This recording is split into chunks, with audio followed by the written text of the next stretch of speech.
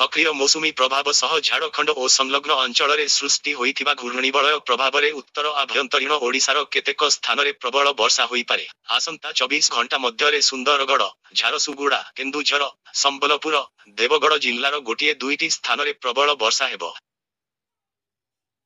परवर्ती 2 दिन अर्थात 11 और 12 तारीख में क्या भा स्थान में कालबैशाखी जनित वर्षा हेबार संभावना रही। तेबे 13 तारीख में मयूरभंज, केन्दुझर और सुंदरगढ़ जिलार गोटे दुईटी स्थान में वर्षा होइपारे।